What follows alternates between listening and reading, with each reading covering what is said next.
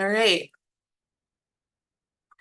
Good morning, everyone, and welcome to the first meeting of the Rules Advisory Committee for the Place-Based Water Planning Fund. For those of you that don't know me, my name is Lily Prawl, and I am the planning coordinator at the Oregon Water Resources Department. Thank you all for being here today and taking the time to provide the department with your perspectives. I'm going to start with just a little virtual meeting housekeeping. And then we'll do introductions for you all to get to know each other, and then we'll dive into the content for today. So starting off with some meeting housekeeping, this meeting is open to the public. So on our Zoom today, we have our RAC members, a couple of department staff, and then we are also joined by a few members of the public. As you can probably already tell, this meeting is being recorded, and the recording will be posted to the WRD YouTube channel after the meeting. There are quite a few of us today, so we just ask that if you're not speaking, that you remain on mute. And if you are a RAC member and you are able to turn on video, it would be great to see your face. We always appreciate that. And on that note, if you are joining us as a member of the public and are not part of the RAC, please remain muted and off camera until the end of the meeting. At that point, there'll be an opportunity for a public comment, and we'll invite you to unmute and come off camera and share your thoughts. As we go through things today, because we have such a large group, we ask that you please use the raise hand feature to indicate when you'd like to speak, and I'll call on you. Also, because this meeting is being recorded and posted, we ask that you limit the use of the chat feature in Zoom as much as possible so that when people are watching later, they can kind of understand what's going on. You're welcome to use it if you have questions, but if you have sort of substantive items to add to the discussion, just raise your hand so we can record that comment. And then finally, I just wanted to make sure everyone knew that we have a rulemaking webpage. So if you're looking for any of the materials that we're discussing today, or looking for a link to register for future meetings, you can find it all on that webpage. And I'm going to put the link to it in the chat now. So you can always go there if you're looking for materials. Okay. I think that's all we have in terms of housekeeping. So let's turn to introductions. We're really lucky to have many people joining our RAC that have worked on place-based water planning in the past at some point over the last 8 years, whether they were part of the planning collaboratives piloting place-based water planning or providing technical expertise to collaboratives, or some of you were part of a year-long work group making recommendations about how to improve the program moving forward. We also have RAC members who have not been as involved in the past. Could be new agencies that are listed in the place-based planning statute, or potential new conveners or participants in planning collaboratives. So our RAC is a mix of those different groups with folks representing sort of diverse interests and experiences with place-based planning. I also want to note here that some of our RAC will be representing their organizations, and some will just be representing their own unique perspectives based on the experiences they've had with place-based planning. And while we do have a number of RAC members who have been or are currently involved in planning collaboratives, nobody today is speaking on behalf of any of those planning collaboratives. So with that, let's actually do some introductions. Please just introduce yourself, say your name and why you are interested or what experience you have with place-based water planning. I'll start off. For those of you that don't know me already, my name is Lily Prawl, and I have been working as the department's planning coordinator since November of last year. Before that, I was the regional planning coordinator at WRD, and in that role, I staffed the state-supported regional water planning and management work group. And that work group, which some of you were a part of, made a set of recommendations for the future of place-based water planning, which hopefully you saw that report in your prep materials for today. I am going to call on Kim to go next. Good morning, everyone. It's great to see you. I'm really excited that we're having this conversation about rules and place-based planning today. I'm Kim Fritz Ogren. I manage the planning, collaboration, and investment section at OWRD. And I've been with the agency since the start of the pilot phase of place-based planning and was either the team lead or the manager for the staff who supported and managed that program. Thanks, Kim. Margot, will you introduce yourself? Yeah, hello everyone. My name is Margot Mushkovskaya. My pronouns are she, her, and I am the rules coordinator for this place-based water planning rulemaking. I was hired with the agency as a permanent staff member for a policy analyst back in June, which is when I got looped into place-based planning, but have been with the department for over 1.5 years now, working on strategic planning. And to give you a little bit more background on myself, I graduated from Lewis and Clark Law School and I'm a licensed attorney here in the state of Oregon. I specialize in natural resources and environmental law. Just some housekeeping as well. All rulemaking process related questions should be directed to me. And my contact information, I believe, has been provided. And I will be hosting the public comment period during the last 15 minutes of this meeting. I look forward to working with everyone. Thanks, Margot. Now I'm just going to call on people. I'll do it alphabetically by last name, so you can kind of know where you're going to be in the lineup. And the first person on my list is Kaylin Barter. Good morning. My name is Kaylin Barter. I am the Water Policy Director at Wild Salmon Center, headquartered in Portland. My computer is stuck in an endless cycle of reboots right now, so I will be coming on screen once it finishes with that. I am currently a member of the Mid-Coast Water Planning Partnership, and have been part of conversations about the place-based planning program since before the pilot kicked off. Also served as part of the state-supported regional water planning and management work group, and I'm excited to be part of the RAC. Thank you.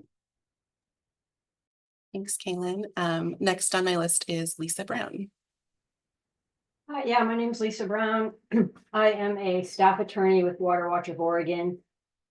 We've been involved in the place-based planning since working on Senate Bill 266 in 2015, which kicked off the pilots.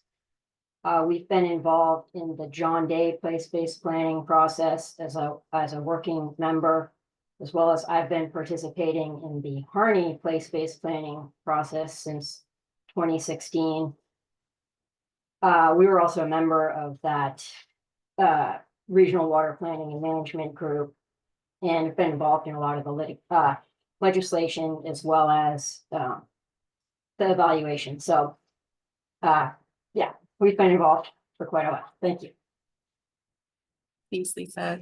Let's see. Next on my list is, let's see if she's here, Debbie Bunch. Hi, I'm Debbie Bunch. I'm the Executive Director for the Mid-John Day Watershed Council in Wheeler County, and I have been a co-convener of the Lower John Day Work Group, which we started meeting for the place-based planning in 2016.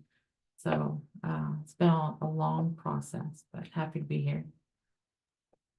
Thanks, Debbie. Harmony. Good morning, everyone. Nice to see many of you. Just before I begin, I'm missing a front tooth. So you're welcome to laugh with me because I look absolutely ridiculous. I look normal when I'm not talking, but let's see. My name is Harmony Burright. I am on the RAC member as myself, and my background with place-based planning, I was hired on along with Steve Perrette to stand up the planning program and support it. So for about 6 years, I was working with Steve on overall program coordination, a co-convener of the Mid-Coast Water Planning Partnership, a participant in the Harney Basin Collaborative, and then also supporting efforts in the Deschutes Basin. I have 20 years of experience in water planning and management with a focus on integrated, adaptive, and participatory approaches to water planning and management. Have conducted research both within the United States as well as internationally about best practices, And it's my jam. It's the thing I love. So I'm really glad to be here. Thank you so much for having me, and I'm excited to work with you all on this process. Thanks, Harmony. Adam Denlinger.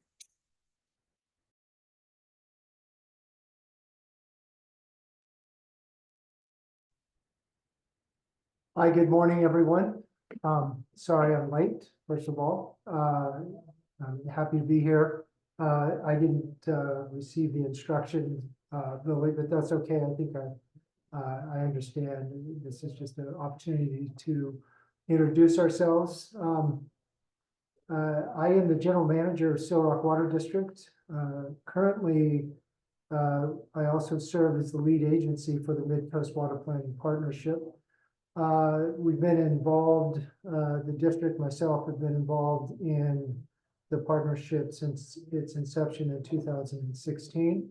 We're still working to promote and respond to water management issues here on the Mid-Coast. My background in water and wastewater management is pretty extensive.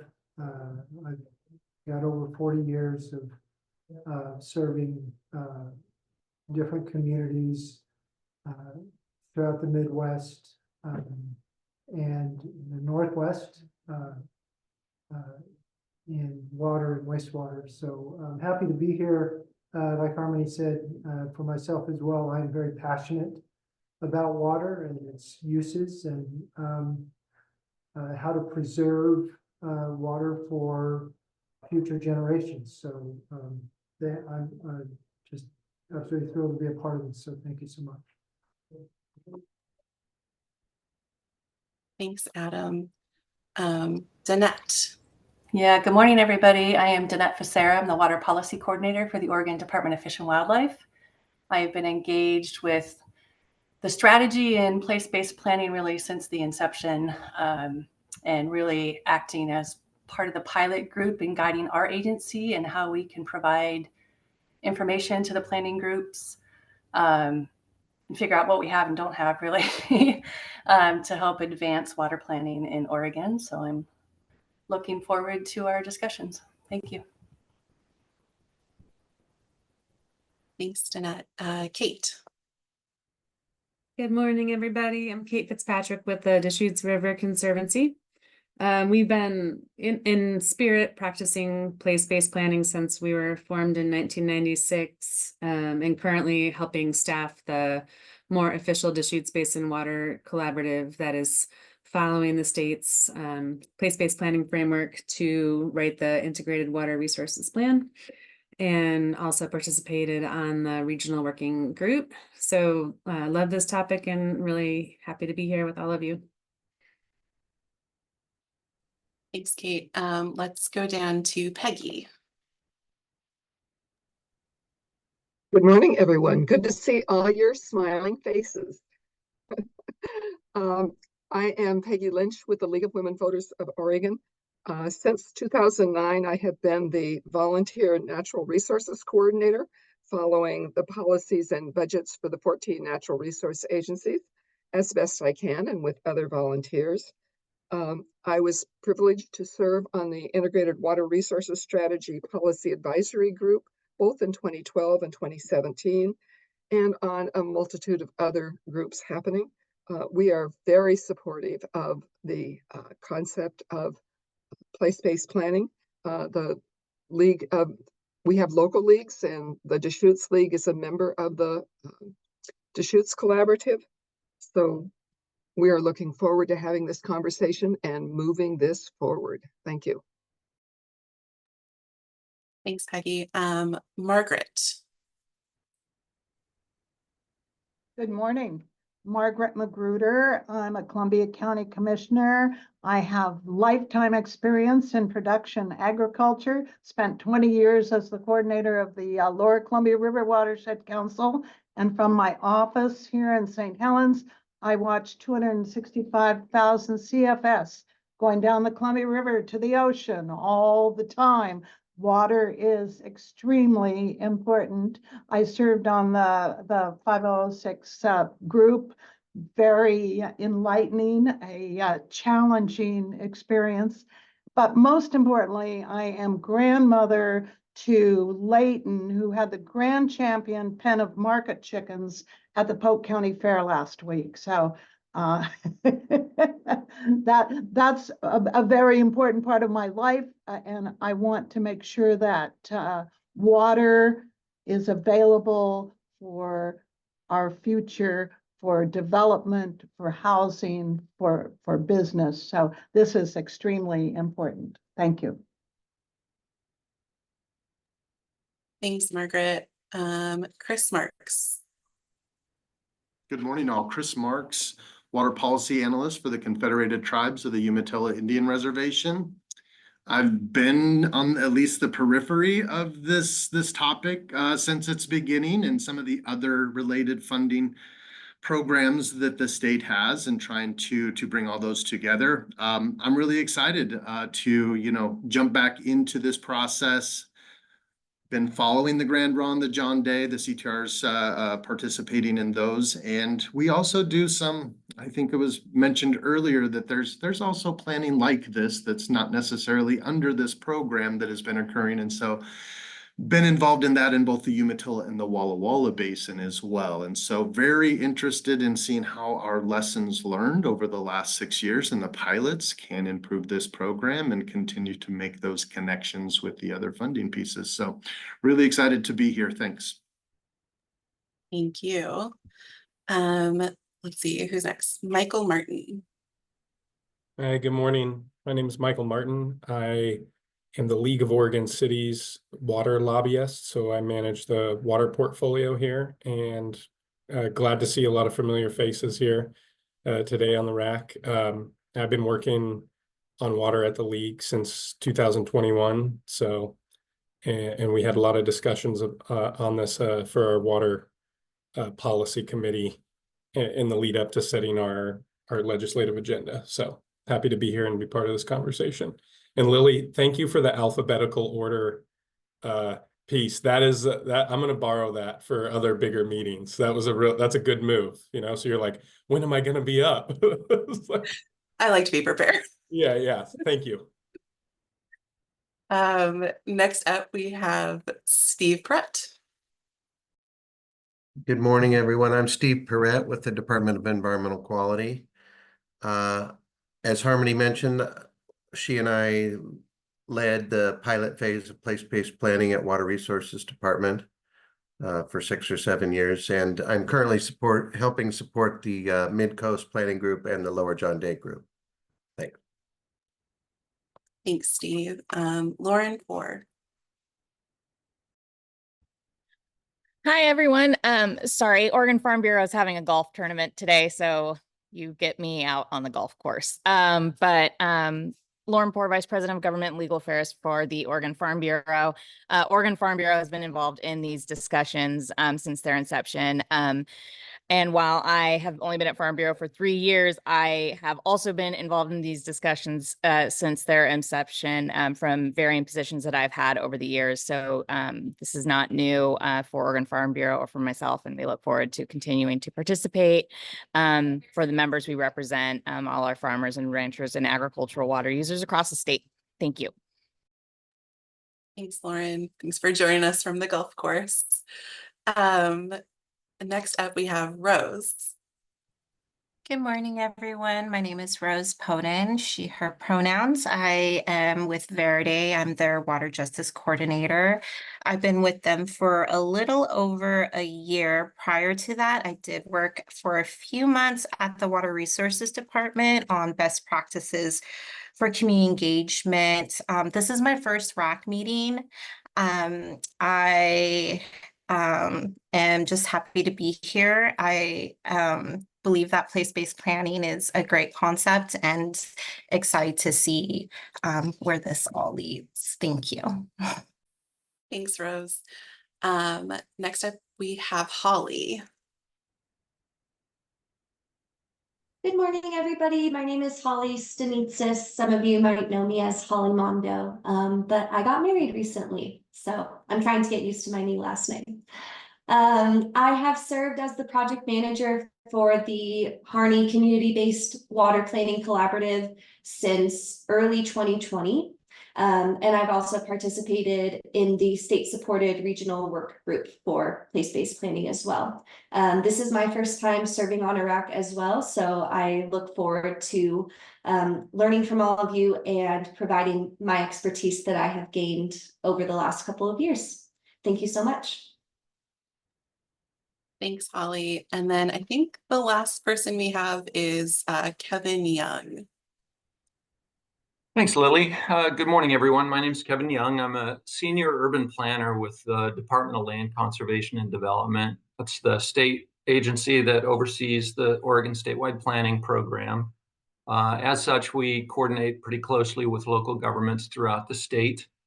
My role in part is reviewing infrastructure planning work by local governments, including water master plans and that sort of thing. So I'm new to place-based water planning. I'm really excited to learn about this effort, and I'll contribute where I can. Nice to meet everyone. Thanks, Kevin. And then I'll just note there are a couple of people who weren't able to make it today, but will be coming to future RAC meetings. Commissioner Donna Beveridge from Union County, Jim Johnson from the Oregon Department of Agriculture, and April Snell from the Oregon Water Resources Congress, and Brandon Haslick from the Burns Paiute Tribe will be at future RAC meetings. Okay. So let's move on. Thank you all for those introductions. I think we have quite the brain trust here to talk about these rules. It's pretty impressive.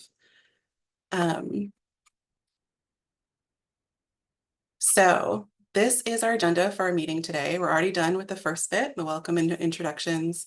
I'm going to give a short introduction on place-based planning just to make sure everybody's on the same page with where we are now and sort of what's happened in the past.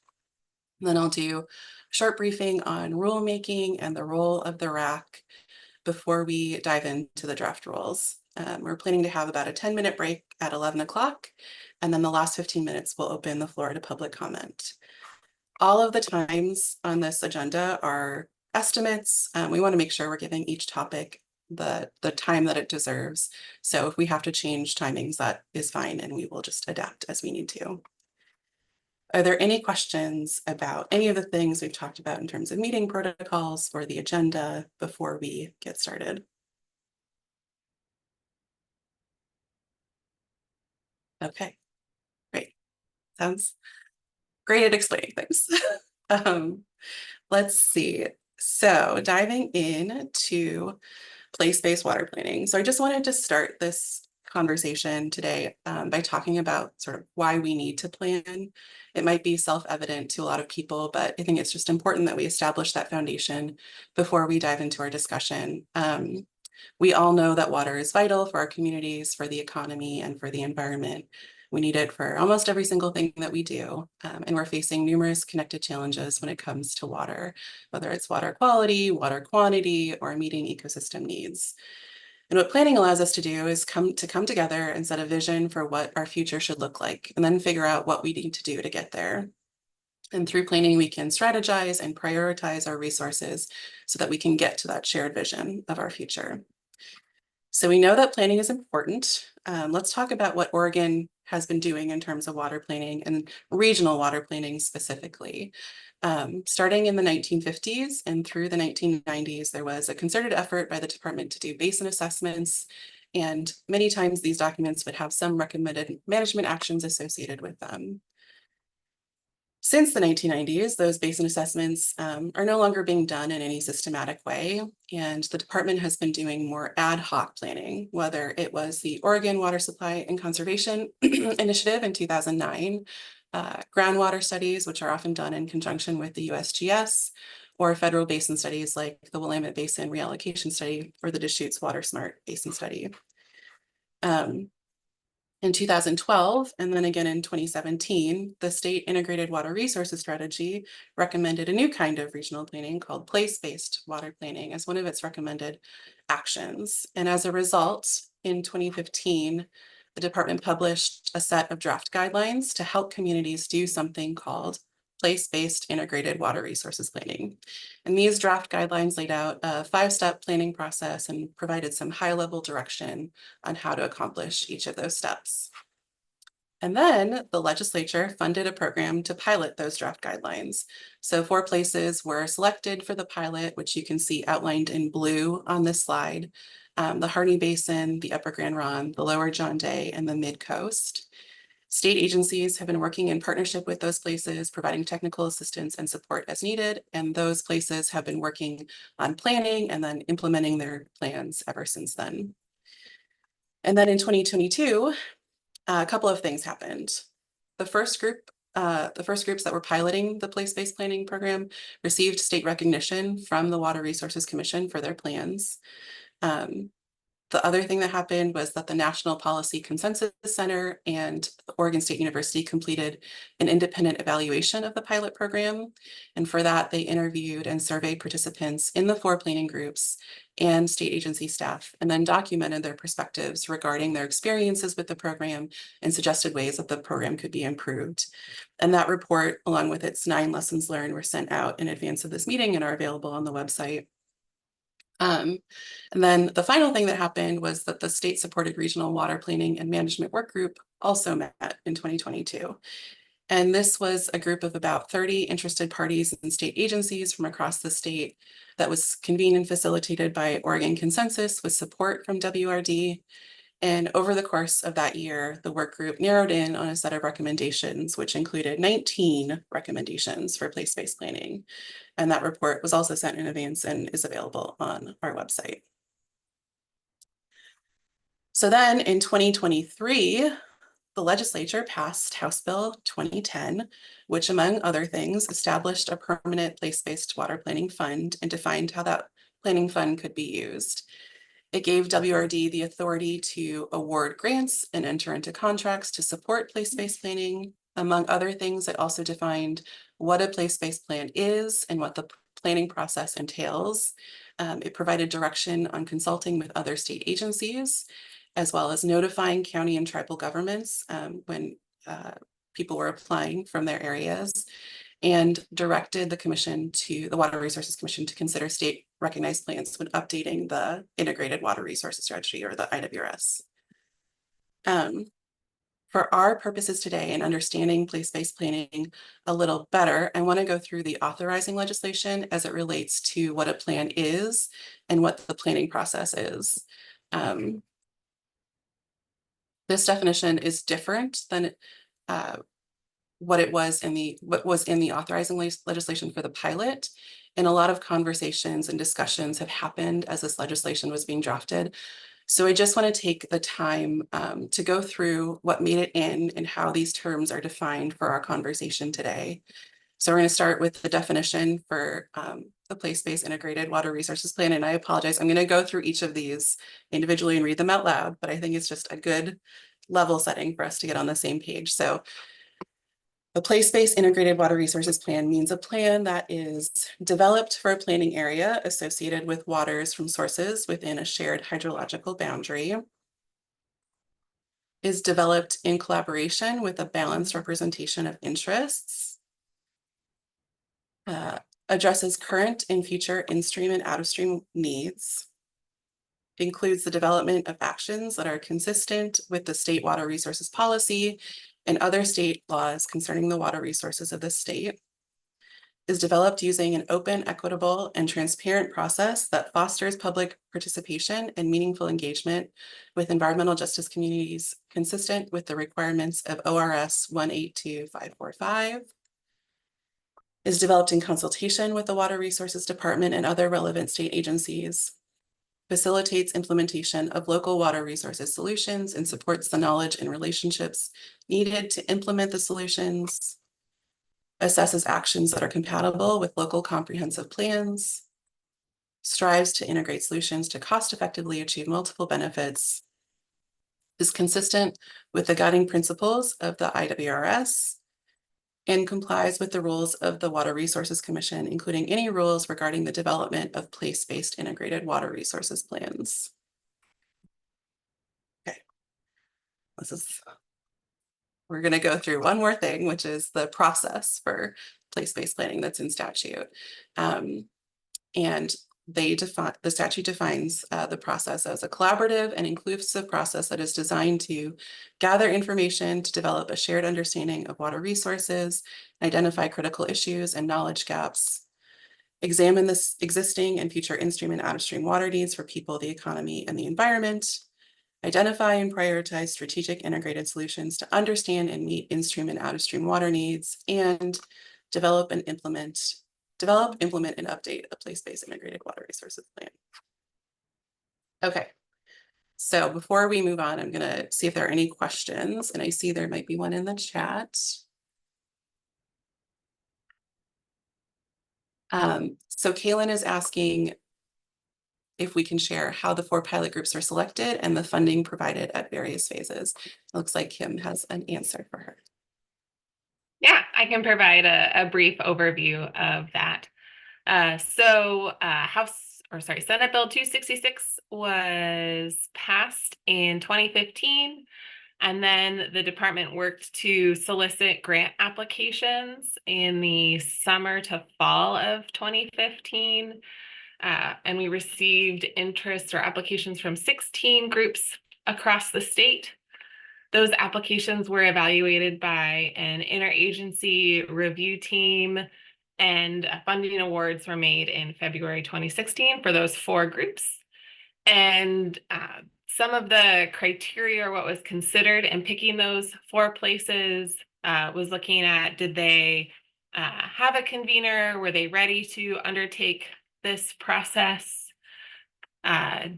We were really interested in piloting, so we looked for some variety in the geography and the hydrology across the state, as well as different setups in terms of how the groups would tackle place-based planning. Originally, we only had $750,000 to pilot the effort. And so part of the decision was also made to fully fund 2 of those applications and then partially fund 2 other applications. And I think, the 2 fully funded ones had proposed that they needed a little bit less than $200,000. So those groups started in earnest, and the partially funded groups got, I think, $130,000-ish each. The groups piloted in earnest. We realized we needed more time and more funding for them to get across the finish line. And so the department worked with those groups over the course of the next couple biennia to secure additional funds from the legislature. And those 4 groups also pursued extensive match funding from a variety of different sources, federal, state, private foundations, and their membership. And we can provide more details if there's interested in the funding, because it happened in a lot of small chunks over time, which I think is the high level takeaway. But if you're interested in the details, Kaylin, happy to follow up on that. Thanks, Kim. Any other questions?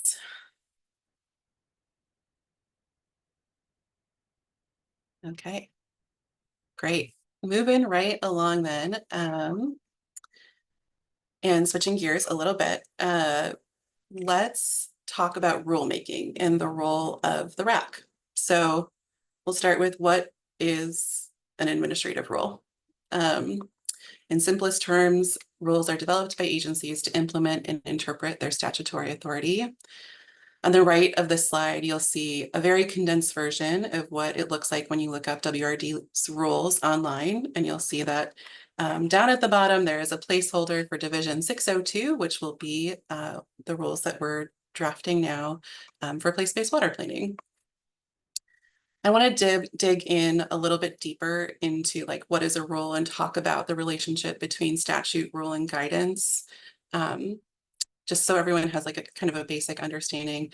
The statute, which is adopted by the legislature and signed by the governor, gives WRD the authority to implement the fund and scopes what the agency is allowed to do and not do with the fund. And where it's needed, rules interpret that statute. And once adopted by the commission, those rules become law. And at that point, they are difficult to change and are legally binding. To help better understand this relationship between statute and rules, we sent out a handout that had a table with the place-based planning statute and related draft rules. And that is screenshotted here, but I'm going to put it also a link to it in the chat in case people want to actually be able to read it, because I know this is really small. So for every piece of the statute, you will see which draft rules are helping to interpret that part of the statute. And you'll notice that not all parts of the statute require interpretation to be implemented. So you'll see sections where there are no related draft rules. And then there's sort of a third piece of the puzzle, which is guidance. And guidance clarifies rules as needed and works together with statute and rules to provide the necessary structure and flexibility to implement the statute. So I thought it might be useful to just go through an example of how these three things work together. So if you can read what's on the screen, on the left, you'll see that the statute says, in awarding grants, the department may require cost matching by applicants. And then as a result, on the right side, we have drafted rules that limit match requirements to no more than 50% of the application request, along with some other rules about what a match may include and when a match must be secured by. If we were to keep these rules as is, the related guidance might outline what the expected match would be for a given application cycle, or how to value in-kind labor when calculating a match. And this is just an example. We're not going to talk about match today. That's later in our RAC meeting agendas. But I thought it was just kind of a simple example to illustrate sort of how these three pieces work together in setting up the fund, in administering the fund. So once we have a set of draft rules, which we do, you've all seen, and are available on our rulemaking webpage, the next step is where we're at now, meeting with our rules advisory committee, all of you, and we'll be doing that through October. Once we're done with the RAC meetings, we will send out a notice of proposed rulemaking in November, open a public comment period on the rules, and hold a public hearing. And then in March, we're planning to bring these rules to the Water Resources Commission for adoption. So that's sort of the timeline. So what are we going to be doing in these RAC meetings, and what are we expecting from all of you? We sent out a handout of general operating principles for RAC members. Those operating principles have been updated. So even if you've been involved in a previous RAC with WRD, it would be worth taking a look at that document just to understand some of the shared basic expectations and some protocols around communication. One thing I just wanted to highlight, if you have items that you want to share with the RAC, please email me directly so I can try to batch items and manage the amount of email traffic that's coming across all of your computers, because I know we all get a lot of that.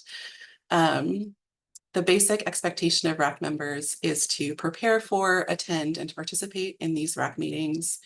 Your role is to provide your feedback and perspectives regarding the draft rules and potential fiscal impacts.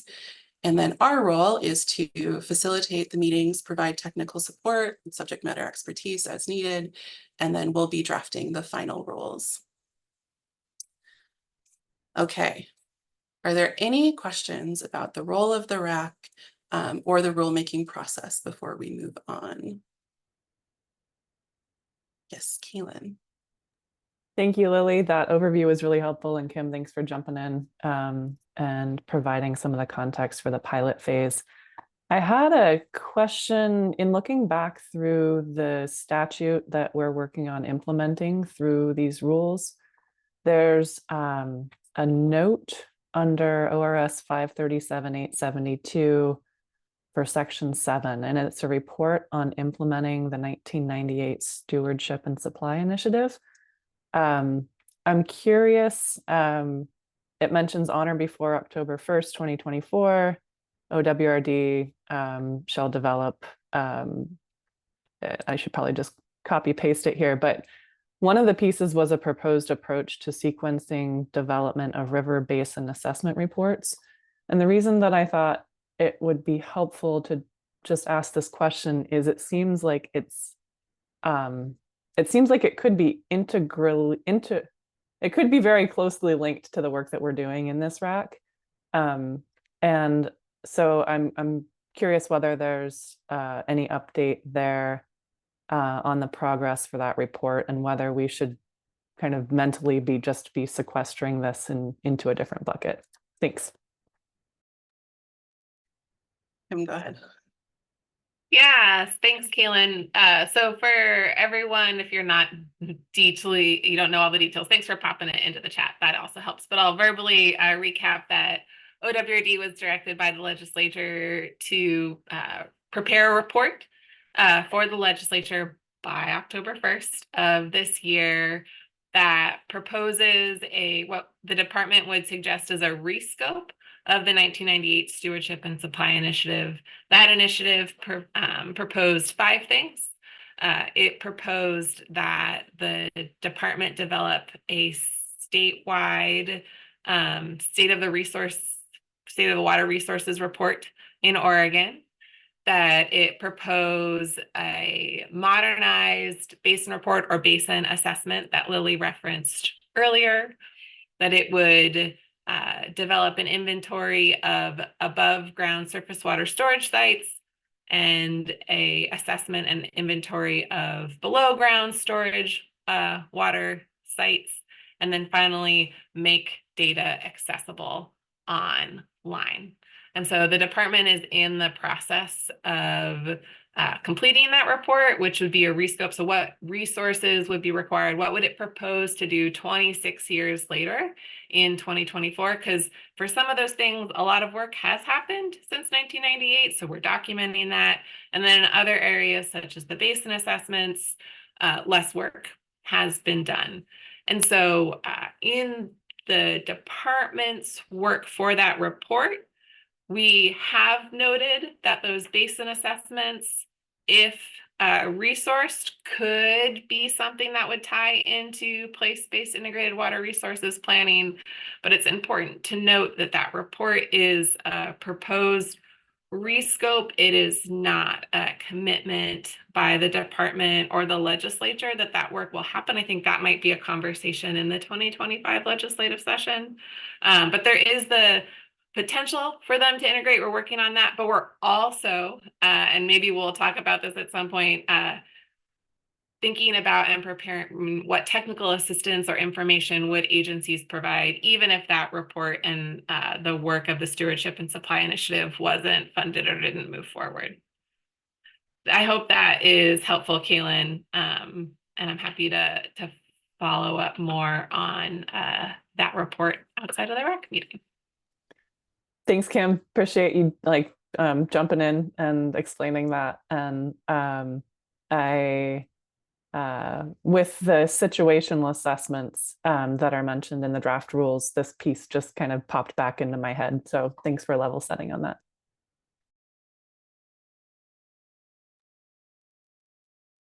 Any other questions? Okay, great. So let's start talking about these draft rules. So we spent a lot of time thinking about these and drafting them. We've been meeting regularly with our agency partners. We have attempted to represent the recommendations from the Regional Water Planning and Management Work Group and the pilot evaluation.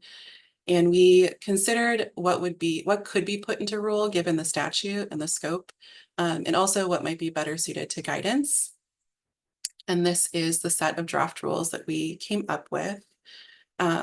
We are planning to move through the rules according to subject matter instead of numerically, which is a little bit different, but we just thought it maybe flowed a little bit better according to this outline. So this is our plan for what we'll cover in each RAC meeting, knowing that we might have to adapt as we go through to be responsive of what comes up in the RAC.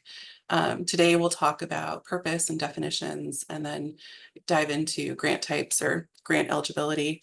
And then next month, we'll plan to cover how applications will be evaluated and state recognition. And then at the October RAC, we will go through match requirements and grant administration along with fiscal impacts. That's sort of the general outline of what we're going to do. So today, our first topic is the purpose statement in the draft rules. And I just want to preface this by saying, we know this is like, we're going to start here and we might have to come back to it after we go through all of the rules, but let's start here and see what comes up. So I'm going to read it out loud, and then I'll open the floor to any questions, concerns, feedback about what is in the draft rule currently. So what's in the draft rule right now is OAR 690-602-001 to OAR 690-602-010. Establish procedures for the Oregon Department of Water Resources administration of the Place-Based Water Planning Fund and the process and integration of place-based integrated water resources planning in Oregon's integrated water resources strategy under the provisions of ORS 537-872 through 537-873.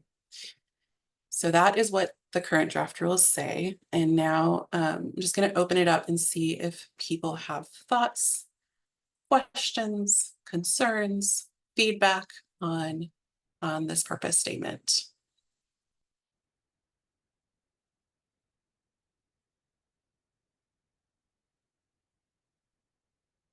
Nothing. Yes, Harmony. Thanks. Yeah. I think the one thing that I could maybe see is missing from this is just like support of place-based planning in addition to the planning fund and outside of its integration with the integrated water resources strategy. It could be wrapped into how the funds are used, but that's the one thing I would like. Can you, what do you mean by when you say support for the planning fund? Yeah, well, there's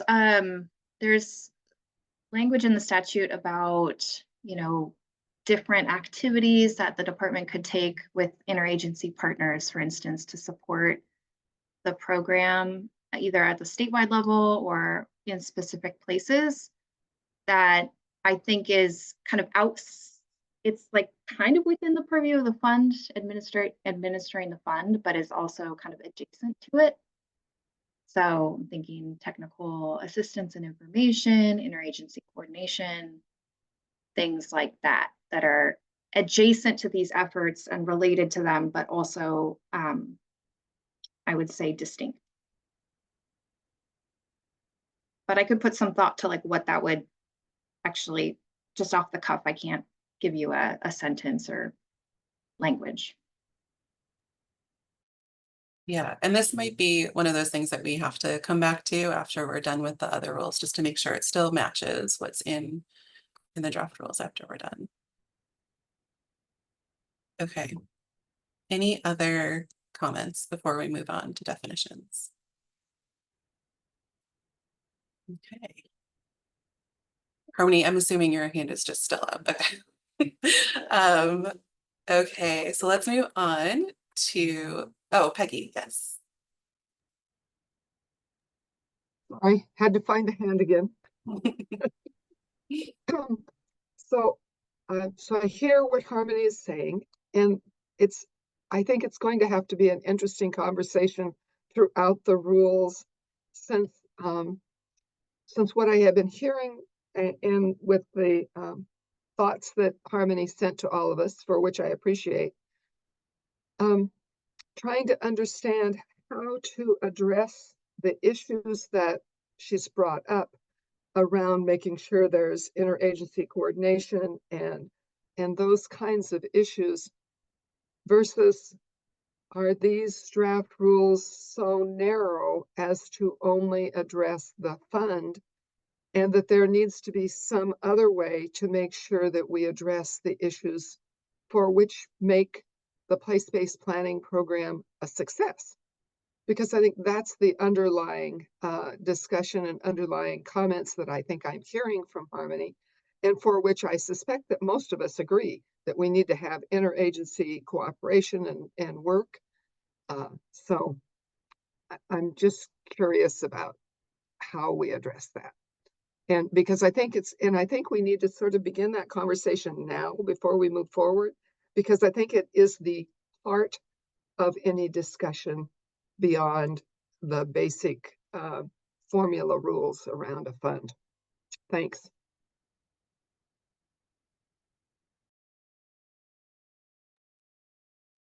Thanks, Peggy. Yeah, and I think one thing also to note is that interplay between guidance and rule. And so some things might be appropriate for guidance along those lines, or more appropriate for guidance.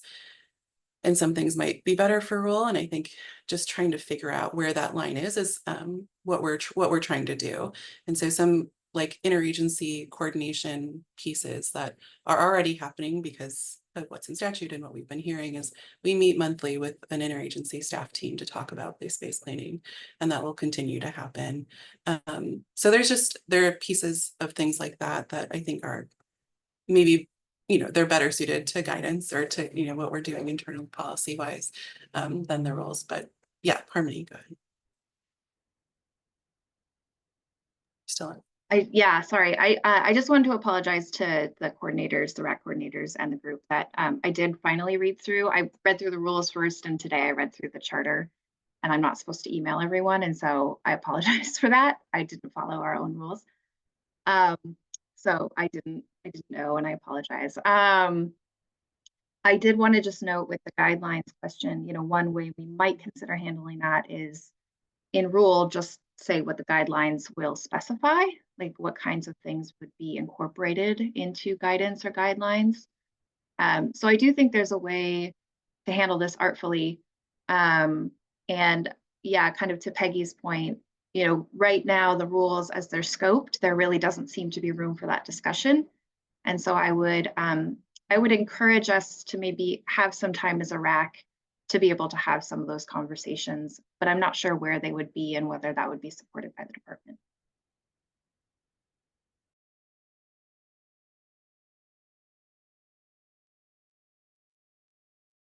I think we can look at the agendas and try to find some time to dive deeper into it over the next 2 RAC meetings. I want to be respectful of the people that have prepared for the grant types discussion today. And then we can kind of look through what those different topics might be and how we want to structure those discussions and send out some materials in advance so people can prepare for that discussion as well.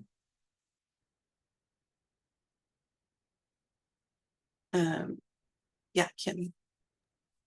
Yeah, just to add on to that, if folks do think that there are gaps in the rules, it is helpful if you could email the department early about that so we can do that planning and figure out how to what we might want to discuss at future RAC meetings and prepare materials. So I know that we might not realize it till the very end, and we'll tackle that. But we do appreciate the early heads up and are open to feedback on the draft rules of if there is a piece that folks think are missing.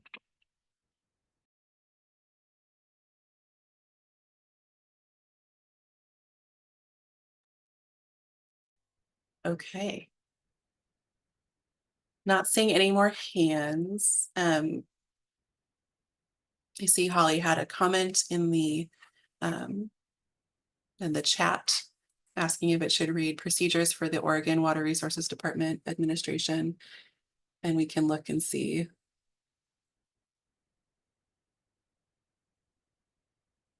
We can look and see.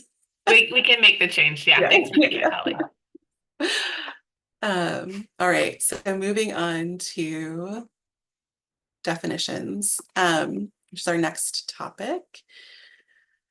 There are sort of three categories of definitions. So I've tried to color code it and try to so hopefully it will help us go through them. The first category are new definitions that don't appear in statute, and those I've highlighted or are in black on the screen. The second category are definitions that let us use shorthand in the rules. So like commission means Oregon Water Resources Commission. And I put those in a light dark gray because I don't think there'll be much, I don't think we need to talk too much about those. And then the third, which isn't represented on this slide, but will be on the next slide, are definitions from statute, or that we reference from statute, and those will appear in green. And those similarly, we can't really change too much. So let's start with these first 6 definitions on the screen. The first is for application review team, and that means all state agencies identified in the statute that have the capacity to participate in application review. The second is convener, which means the persons, public bodies, Indian tribes, or nonprofit organizations that bring together a balanced representation of interest to undertake place-based water planning. And then the third is collaborative, which means the group of interested parties developing, implementing, or updating place-based integrated water resources plans. Yes, Peggy. So Peggy Lynch, League of Women Voters of Oregon. And sorry, everyone, but that very first definition all of a sudden hit me, that have the capacity to participate.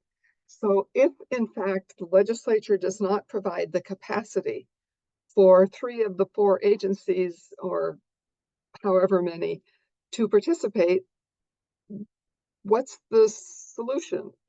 Does it mean that only one agency will be participating in the review team?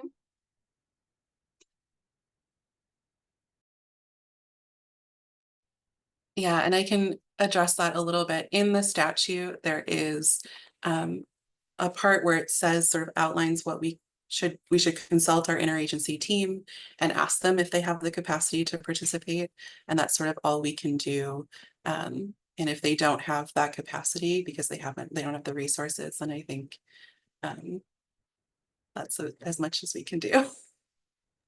Well, but I think it's important for people to understand that and to make sure that there is communicated to the funding people if in fact there's a problem, and how do we move forward with a program that is supposed to be integrated amongst all the bodies, to make sure that we actually have an integrated system. Thanks, Peggy. I would also say, just programmatic wise, if agencies did not have the capacity to participate in the application review, I would have concerns about their ability just to participate in place-based planning, and we would evaluate whether then we would even offer a funding cycle, or if it is, just continuing for new places maybe, or just we would continue to provide support for those that are implementing. Thanks, Kim. I think Kaylin, you were next. Thanks, Lily. Under convener, I'm trying to keep track of all of the different terms that are defined elsewhere. And the balanced representation of interests, I'm trying to keep track of whether that's stated as balanced representation of in-stream and out-of-stream interests. And if it's not tying back to that somewhere, I'd like for that to be incorporated under sub 2. Yeah, I don't think that it is defined anywhere else. So thank you, Kaylin. Holly, I think you were next. Yeah, thank you. I agree with Peggy, and I also agree with Kaylin that in-stream and out-of-stream should be called out. And the other thing I was going to say is I think that the convener's role is a lot more than just bringing people together. I agree that that's their first job, is to bring people together, but then they're also supposed to maintain that support. Like if you can imagine, the conveners are like the container for which the collaborative sits in. So it's not just bringing people together, it's moving them through all the steps of the process and ensuring that the project manager, the facilitator, or the extra folks that are helping with that project or that collaborative have the support that they need. The conveners do jump in if there is a big conflict within the group to help alleviate those concerns or that conflict. So I don't know how we can say that, but I think it's a lot more than just bringing people together.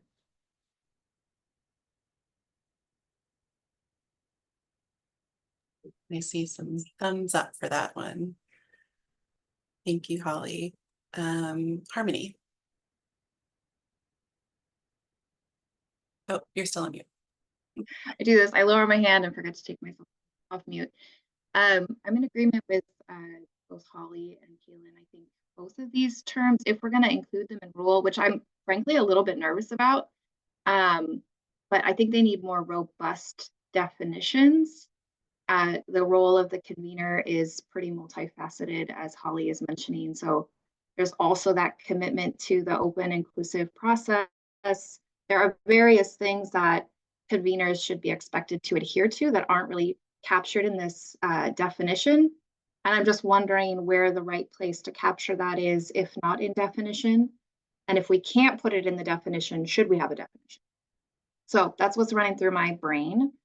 Same goes for collaborative. Like, this is a really important term, you know, what constitutes a collaborative. And right now I do feel like it's not as robust as it maybe needs to be.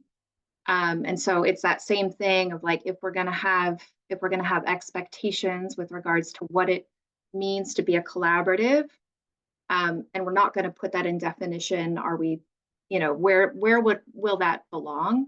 And then are we constraining ourselves somehow by having a very simple definition of these things? Thank you. And I'll send some written feedback. Thanks, Harmony. Debbie. I think leaving it less defined in the rules would be, I don't know, less constraining. I'm not sure how that would be more constraining, but it seems like some of that could be outlined better in the guidelines than the rules.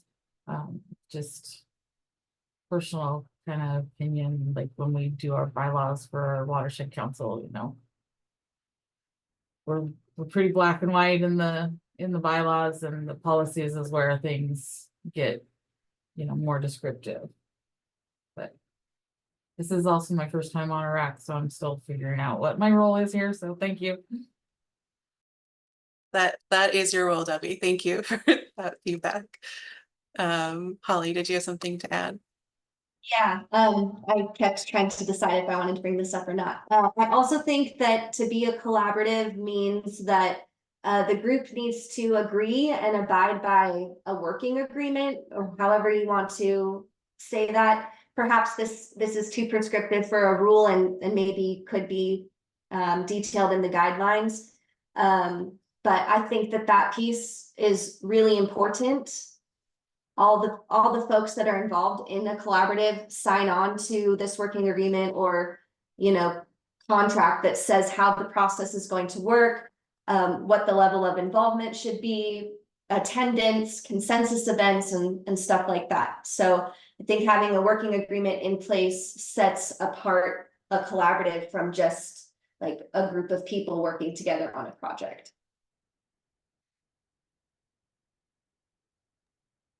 That is a good point. Thanks, Holly.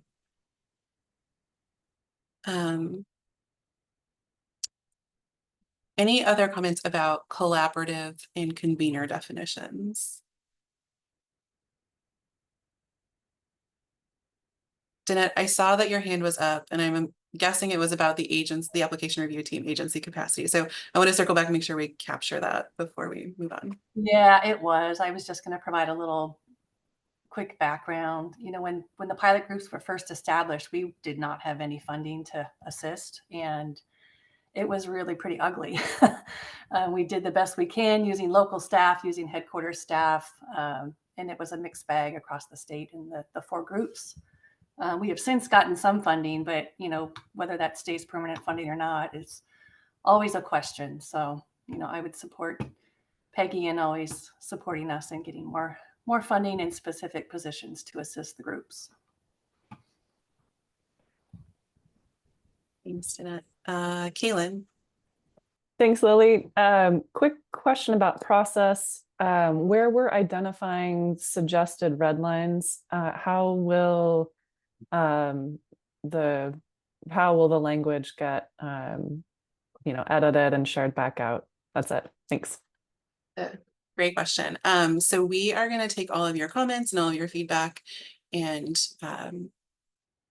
redline the draft document of the rules, and we'll send that back out to you 2 weeks in advance of the next meeting, so you'll have a chance to look at it, and we'll to the best of our ability try to explain like why we've done certain things and why we haven't, if that's the case.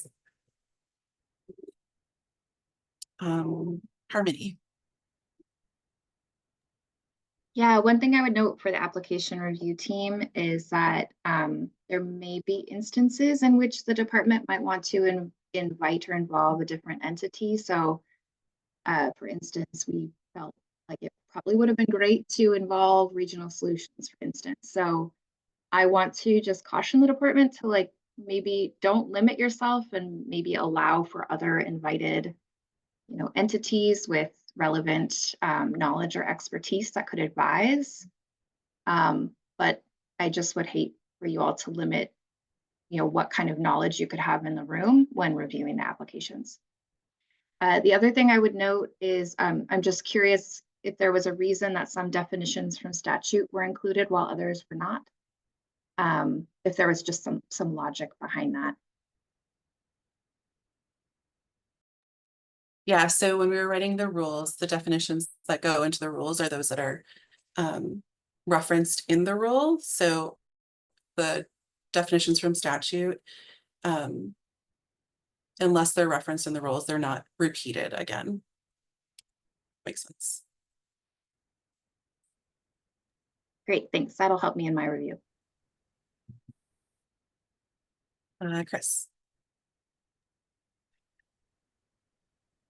Yeah, quick question, maybe suggestion. The conversation about the capacity in the agency review team, totally understand why it has to be worded like that. But, and I like what Kim mentioned that, you know, that's part of this review process and, you know, that those might not get funded. I have not moved forward yet in this and really looked at if that's really clear in the guidance. And so maybe in comments like that, we can kind of put a placeholder in this to kind of confirm or maybe identify that in our later meetings to make sure that we're really looking at that and determining if that's strong enough. Thanks. Yeah, thanks, Chris. And that's a really good point. I think with both the purpose and definitions, we should come back to it and just make sure that given everything, all the changes that are made, that we're still sort of reflecting what we want in those pieces. Lisa. Yeah, I just wanted to address Harmony's comment about the application review team. And, you know, I think this should be limited to those state agencies. I mean, I think you're right, Harmony, that a lot of entities have expertise in reviewing these applications, and that's what the public comment period is for. So that's sort of an even opportunity for everybody to weigh in. But I think the actual review team is properly limited to these agencies. Thanks.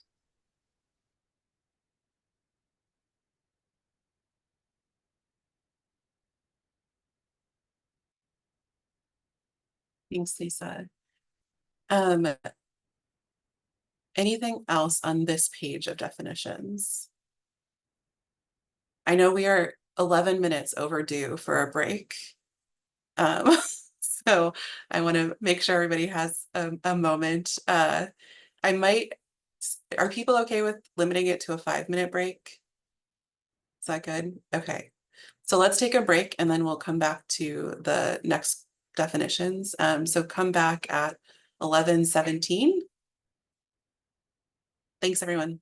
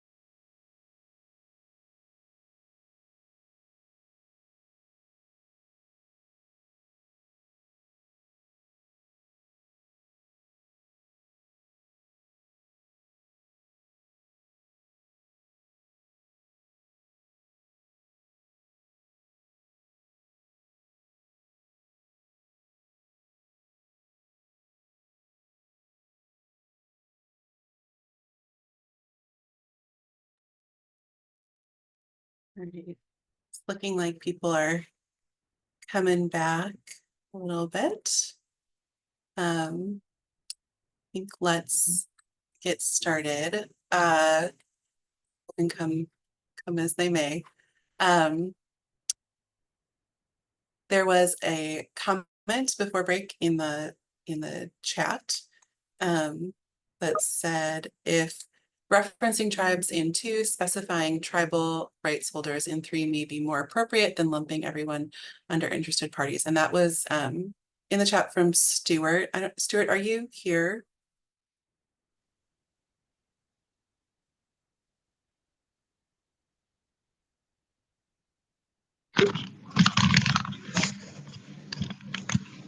Hello. Right. You're from OHA, correct? I am. I was late to the table indicating interest in participation on the RAC, but and I'm involved in other OWRD processes and sitting on this round of the technical review team for the grant administration. So just kind of familiarizing myself with the group and the work. Okay, thank you. Keelan, did you have something to add to that comment? Yeah, I was trying to, I wasn't sure which tribal rights were encompassed in the comment, if this was intended to be tribal water rights or treaty rights or reserved rights. I think, and then that was one question. And then the second was, not to put Chris on the spot too much, but whether CTOR had, or Chris specifically, how having tribes lumped into interested parties would or would not, I guess, be what the preference would be on that. And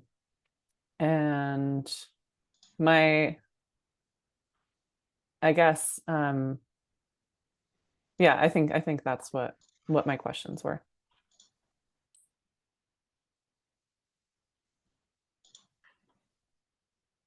So the first one was for Stuart, the second one was for Chris.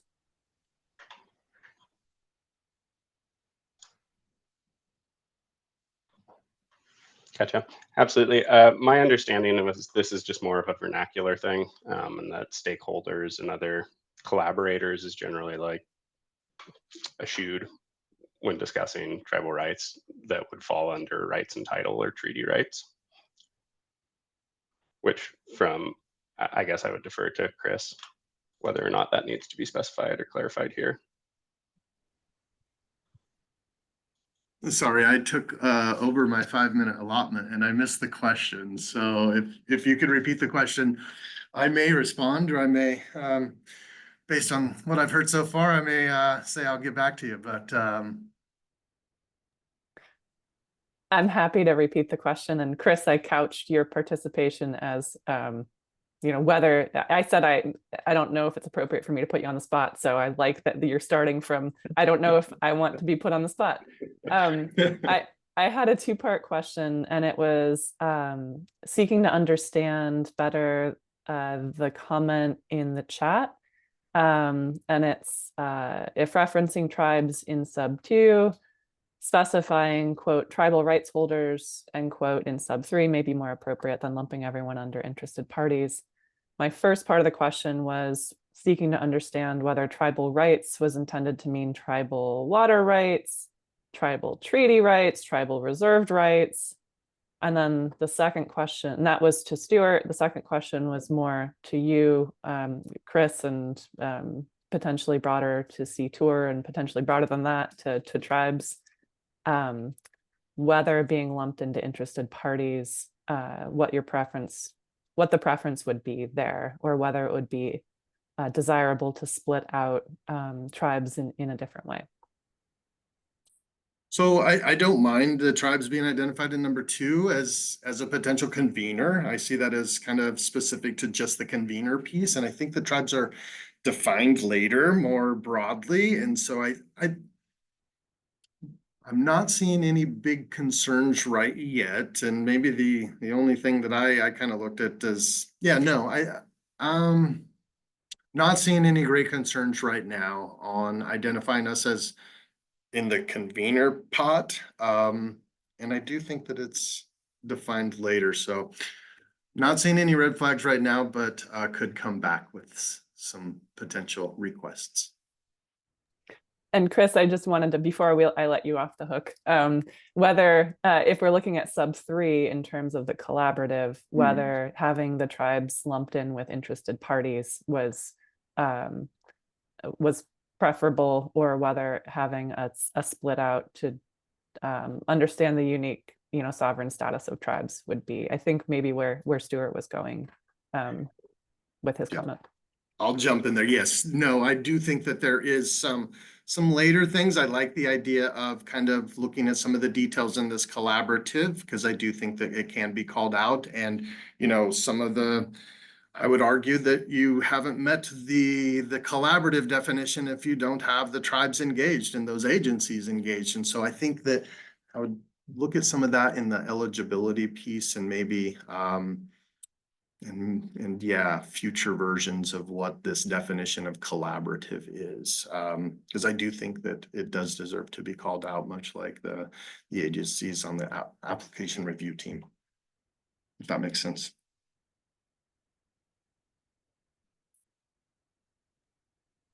Thanks, everyone. That's a helpful discussion. Kevin has a question in the chat. Is the funding period constrained by the biennial budget, or may it extend beyond a biennium? And I might ask Kim to answer that question. Yes, so the account created by the statute becomes other fund dollars that can roll over across biennia. So the funds do not expire at the end of the biennium.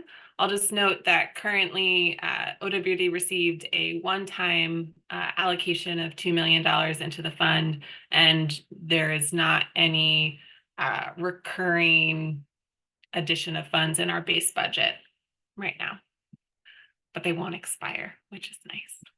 Thanks. That's really helpful. I'm just trying to kind of figure out how this will work. I saw 6 years, for the pilot, so I just want to make sure we've got enough time. Thank you. Yep. Okay, thanks, everyone. So we've taken notes on your feedback for these definitions. Let's move on, unless there's anything else, to the next page, where we have environmental justice community, which is referenced in statute and defined in ORS 182.535. The fund and grantor, those just shorthand definitions. So the two really to think about for this page are the grant agreement, which means the legally binding contract between the department and the funding recipient. It consists of the conditions specified in these rules, the notice of funding award, special conditions to the grant agreement, a certification to comply with applicable and federal regulations, and the budget. And then number 11, which is match, which is any contribution to a project that is non-department funds. And I will note there's a lot of language in the rules themselves that define sort of what a match looks like. So this is just high level. This is what a match is. Any comments on these? Yes, Lisa. I was going to suggest including the definition of community from the Regional Water Management report on page 18. I wasn't sure why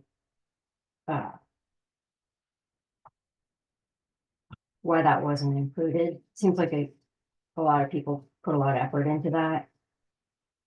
I think the reason it's not included, and I could be wrong on this because I can't keep everything in my brain at the same time, but I think that community is not used in the rules. And I can verify that. And that is the reason that it's not in there. Okay, I'll check that too. Thank you.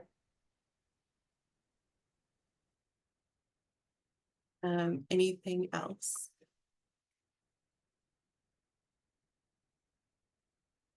Great. Easy page. Let's move on to the last page of definitions. So again, there's 3 definitions that are directly from statute.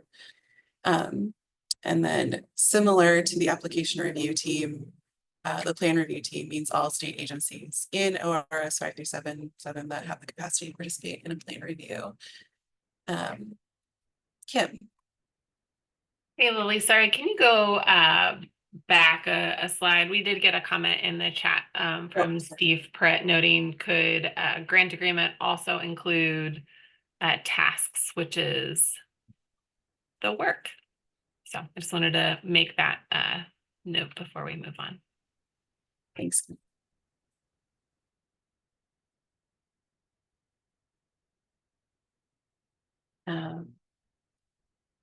Okay, Lisa.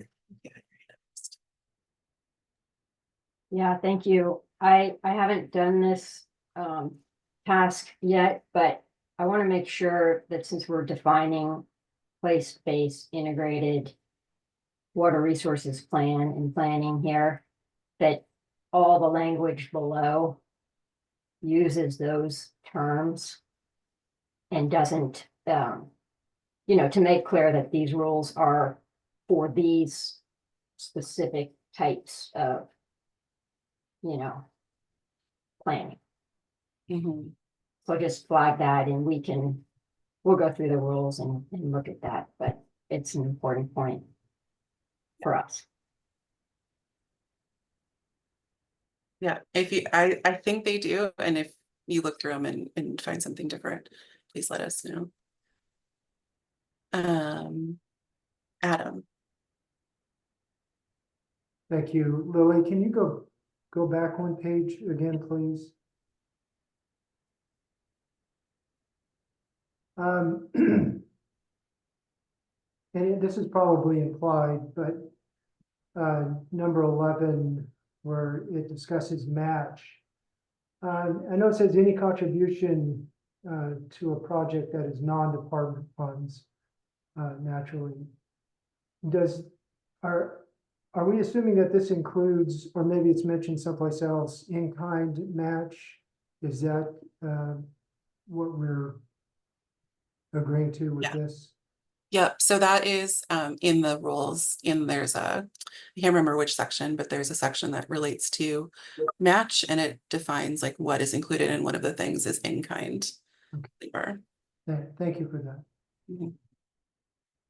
that. Holly. Thanks, Lily. Can you go forward a slide?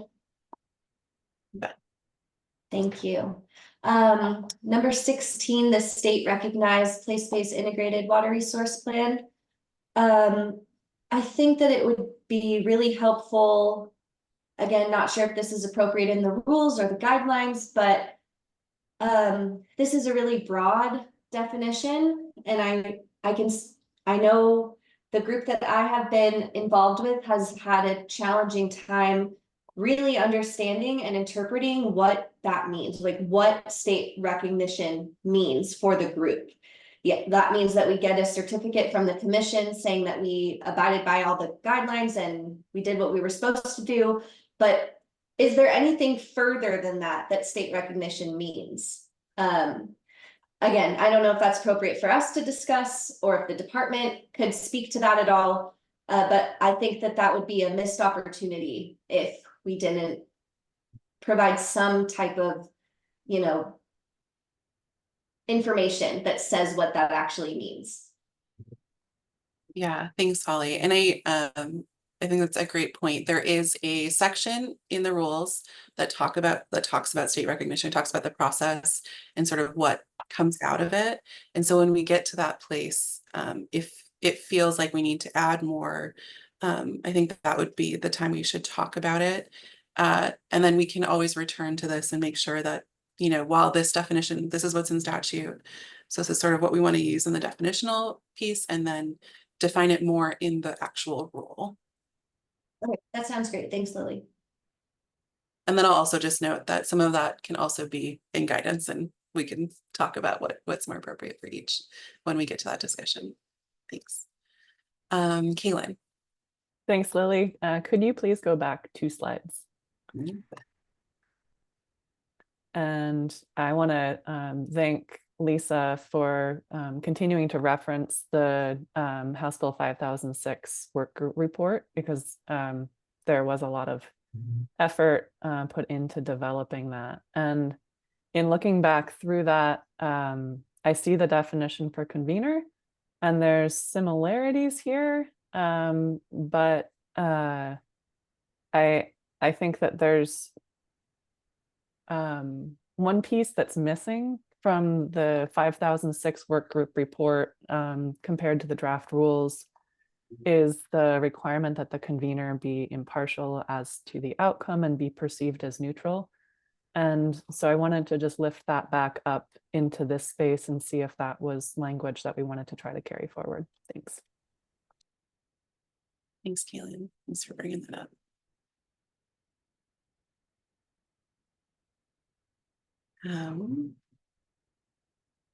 Anything else on the definitions?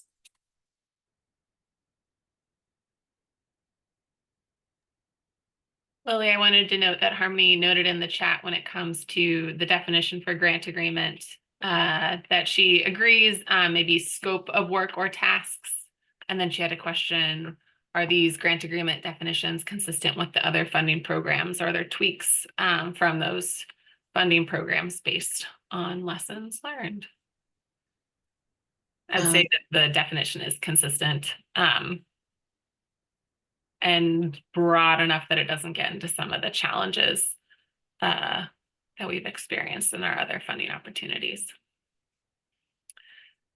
In the chat, Harmony also notes that she agrees with Holly in the importance on talking about state recognition. I think that's tentatively scheduled for our next RAC meeting. Steve.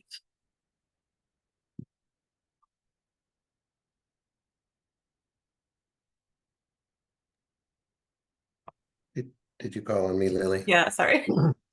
On the next slide, I believe it is, in the number 16 there, I was thinking about the resolution from the commission for the for the 3 plans that have been state recognized.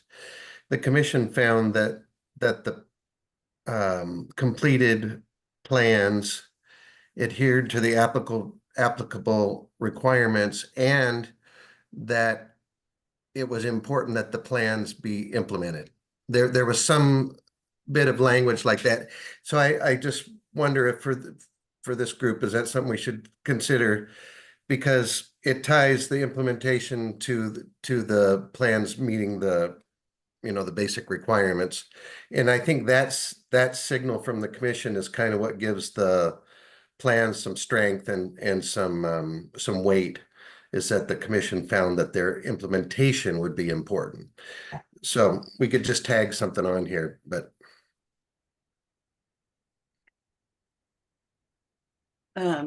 Yeah, I think we'll have to figure out how we would do that, because this is like directly from statute. So it might be something that we want to do in the rule part of the rules, the actual rule part about state recognition. Thank you. I think, yeah. Anything else before we move on to grant types?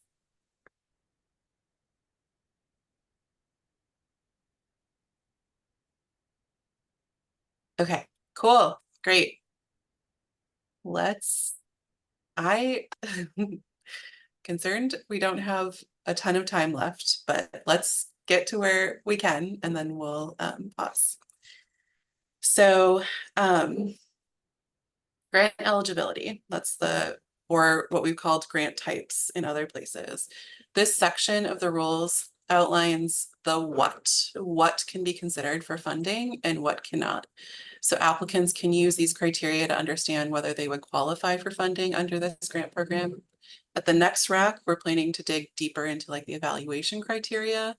But at this point, we're really just looking at what types of grants will be eligible for funding under this grant program, while keeping in mind that the statute has a really detailed list of the types of activities that can be supported. So I want to start this topic just by talking about the recommendations from the work group and the pilot evaluation that were considered when we were putting these draft rules together. We summarized these in a handout for you, so you should have access to the actual language. I know that's probably too small to read on this slide, so I'm just going to put the link to that handout in the chat. One recommendation from the work group that related to this was recommendation M, which says that place-based planning grants should be accessible to basins with different levels of capacity and resources and be structured to provide on-ramps through different tiers of support. And then the recommendation provides 3 examples of what those types of grants could be: small capacity building grants, planning grants, and implementation coordination grants. Recommendation P from the work group lists 6 different types of support that place-based planning should enable. Many of these were captured in statute and can be further developed, obviously, in guidance. We looked at this list as we were putting together the eligible grant types to make sure that all of these types of support would be enabled by the 4 different grant types in this section. And then finally, lessons learned from the pilot evaluation. Both lessons 1 and 4 indicated a need for more capacity building and assessment of the prospective planning areas, water situation, and collaborative and technical capacity before starting to plan, which is why there is that grant type in the draft rules for capacity building. So taking that all into account, we developed rules for 4 different grant types that correspond to the different phases of planning. I'm going to go through all 4 and then we'll open it up for discussion. So the first is capacity building grants. These would prepare and assess readiness to engage in planning. The second is planning grants. These would be for actually doing the planning, developing a place-based water plan, and would be required to be within any additional hydrologic or size boundaries further defined by the department, and would be required to be open to any interested parties that live, work, or recreate within the planning area. The third type is implementation coordination grants. As per statute, these would not support any projects, but would support the coordination that is required to implement a plan. And the only people that would be eligible for these grants would be collaboratives that already have a state recognized plan. And then finally, the fourth type is grants for plan updates. And really simply, these would support updates to any state recognized plan. So it's a similar requirement that they have a state recognized plan before they can do an update. Okay. I am going to open the floor up for discussion. And I'm also going to put a link to the draft rules in the chat so people have it ready and easy to get to, because you might need to reference it as we go through, because I can't have the discussion questions and the rules on the same page. But I think let's start with this first question. Are these the appropriate grant types to offer to achieve the goals of place-based planning? Are there gaps on the list of allowable costs in statute that aren't covered by these grant types? We'll open that question up to all of you. And I can also, I don't know which is more helpful, to have the question over the statute, but Holly, go ahead. Thanks, Lily. I'm wondering, are the pilot groups that are still working able to apply for implementation coordination grants or plan update grants, or is this fund specific for new groups? It would be for all of them. Okay. Thank you. Harmony. Yeah, thanks. When I'm reading through this section, it doesn't speak to eligibility so much as types of grants. And so that's something I'm kind of mulling over.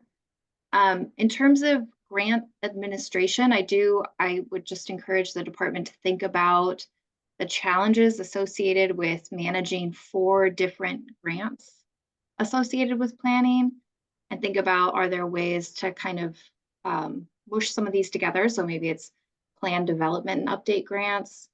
Yeah, 4 would just be a lot to administer. I'm thinking about the capacity to, have multiple grant offerings simultaneously. And then my last thought is that the capacity building grants, totally in agreement there, but I just wonder with the language as it currently stands, if that might be too limiting. I do feel like there are some actions called out in statute that I can't quite see where exactly they would fit in those grant types, with the kind of limited, limited definition around the capacity building. Oh, and then the last thing, this eligible planning grants must section, the 2B be within hydrologic and size boundaries defined by department. I would suggest that, this was a long running debate when we were working on the program, and, should it be defined by the department or should it be defined by the community? I think really a lot of these things should be kind of jointly defined or in partnership.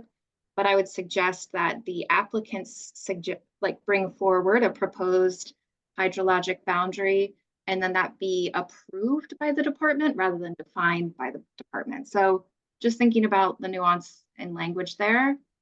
And then 2C, I think it's not clear what be open to means. And so I would just encourage us to think about, is that language maybe too open? What do we mean by being open to? Does that just mean that's a public meeting? Are we talking about the, who's on the collaborative? What exactly are we specifying there? Thank you. Harmony, everybody who has their hands up, we're gonna get through you today, and then we're gonna have to stop for today and wrap up the next steps and do public comment. But we will be continuing this conversation at the next RAC meeting. So don't worry, we don't get you heard today. We'll hear you next time. So Kim, did you have something you wanted to say? I saw your hand up. Yeah, I just wanted to note when it comes to the hydrologic and size boundaries, our intent was to, in guidance, set like an upper bound and a lower bound. So like no bigger than, say, an administrative basin, no smaller than something else, but that the groups would define and pick their place within that. But I could see how this is not as clear and aligned with that intent. Lisa. Thanks. I know we're low on time, so I'm just gonna fire these off and we can maybe discuss more later. One thing is that I would flag is that PSU evaluation, the McLean report highlighted sort of the need for WRD to assess where in the state place-based planning, sort of would be fruitful or should be occurring, and to, make sure there's data and things like that. So kind of a pre-process. So I'm wondering if that should be built into this process here. I also think it's a little sort of confusing. I think I agree with Harmony that like these seem like kind of grant categories, and then you have a lot of evaluation criteria that aren't reflected in the application requirements here. So sort of like a better melding of these together, I think, would be helpful. I do think that the capacity building grants need to be clearly building the capacity for all interests to participate in here, so that it's not just sort of a one interest gets a lot of money to prepare, and then you start a process and not everybody is kind of on the same playing, level field. And then just one last comment is, I think that 2C that Harmony was also commenting on, I think it would be better to either use that community definition from the HB 5006 report, or at least say something like live, work, recreate, or have an interest or passion for the water resources of the planning area.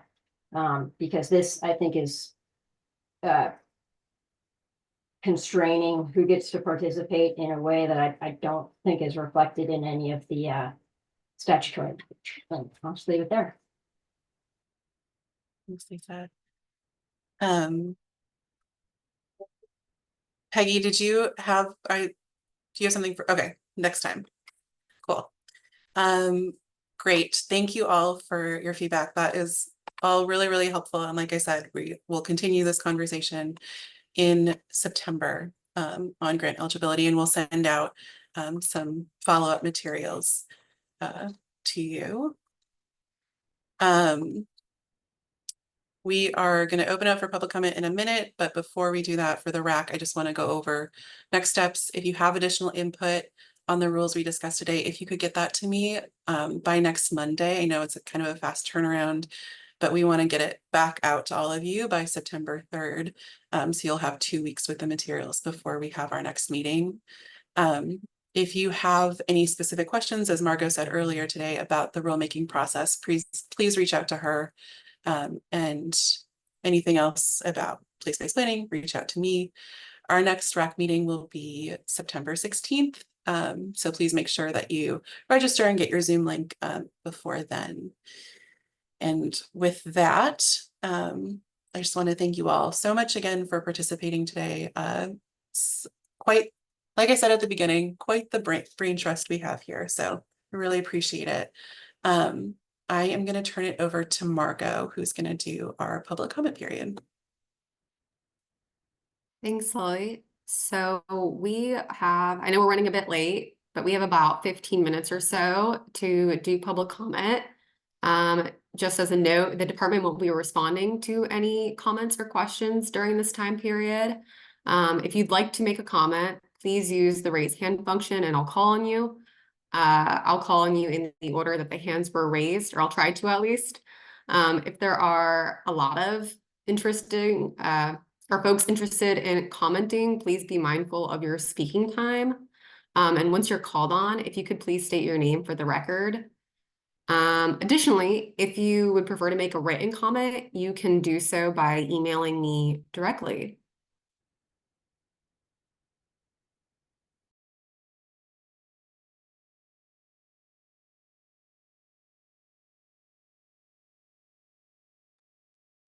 And just as a reminder, the public comment period, folks who are not in the RAC are able to comment. So this is your opportunity.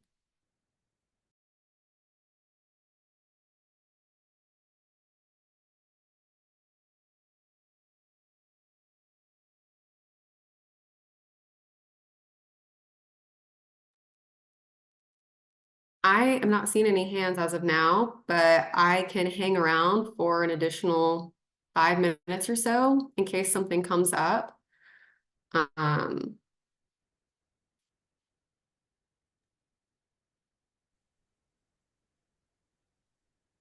Okay. Sounds good. Well, Margot will hang out for a little bit in case anybody has any public comment. Otherwise, RAC members, thank you again for all of your time. We really appreciate it, and we will see you in a month and be in touch before then. So thank you all. Thank you. Thanks, Lily.